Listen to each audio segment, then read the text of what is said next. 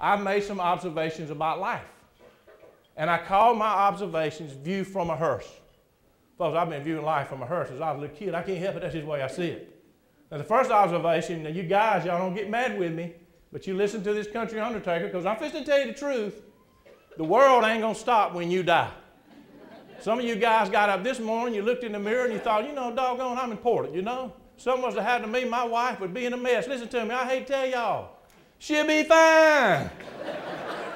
See, I had a friend of mine that was in the monument business. He told me this story. A lady that lost her husband. There's nothing funny about it, trust me. But she came and ordered this big monument to go in the country church cemetery with the names and dates. Y'all know what I'm talking about. And about 2 weeks after she ordered it, she came back to my friend Jim and said, Jim, I know I've ordered the monument. I know it's got the name and dates on it, but I just wondered if I could have something inscribed on the back of that monument. I said, yes, ma'am, you got a big monument. We charge by the letter. We put whatever you want.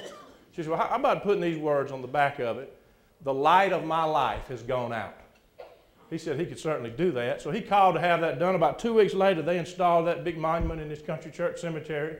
About 2 weeks after that, she came back. She said, I've been out and I looked at the monument. It looks great. And I like the way you got the name and dates, and I like the way you inscribed that on the back. But I just wondered if you could add something to what I've got inscribed on the back. She said, yes, ma'am, we got a big monument. We just use just a little bit. Like I said, we charge by the letter. We put whatever you want. She said, well, how about adding these words? But I have found another match. The world ain't gonna stop when you die. Y'all got that? Did y'all hear the story? Did y'all hear the story about the couple lying in bed? He was asleep, she couldn't sleep. Middle of the night, she rolled over, shook him, scared him to death. He jumped up, said, honey, what's wrong? She said, I got something on my mind, I can't go to sleep.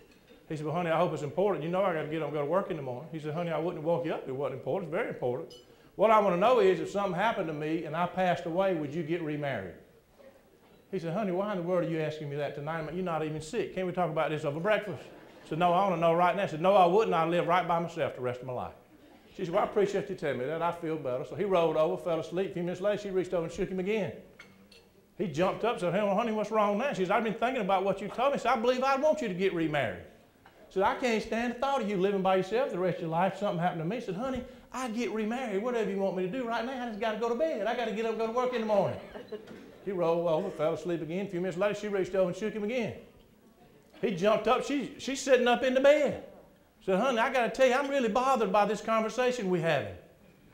He said, honey, this is your conversation. All I'm trying to do is go to sleep. He said, no, you're telling me if something happens to me, you're going to get this new woman. He said, I got to ask you something. I said, are you going to let her live in our house? He said, honey, I reckon I will. The house is about paid for me. It'd be crazy for me to go out and buy another house, for goodness sake. I'd probably have to live in the house, but please go to sleep. This is crazy. What did you eat for supper last night? He rolled back over, fell asleep again. A few minutes later, she reached over and shook him again. He jumped up. She's standing up in the bed. She said, I can't hardly get my breath. You've upset me so much. So you're telling me if something happens to me, you're going to get this new woman, then you're going to let her live in our house. I said, I got to ask you another question. He said, what is it? I said, you going to let her wear my clothes? I said, honey, you got 3 closets full of clothes. Half of them you ain't never had on. It'd be crazy when you throw out all them good clothes. I mean, I'd probably let her wear your clothes, but please, go to sleep. This is crazy. She went from sad to mad by then and started pacing the floor, and she got down in his face to be sure he could hear what she was saying. She said, you're telling me if something happens to me, you're going to get this new woman. You're going to let her live in our house. You're going to let her wear my clothes. I got to ask you one more question. He said, what is it? I said, you going to let her drive my sports car? I said, absolutely not. She said, why is that? Because she can't drive a stick shift. The world ain't going to stop when you die.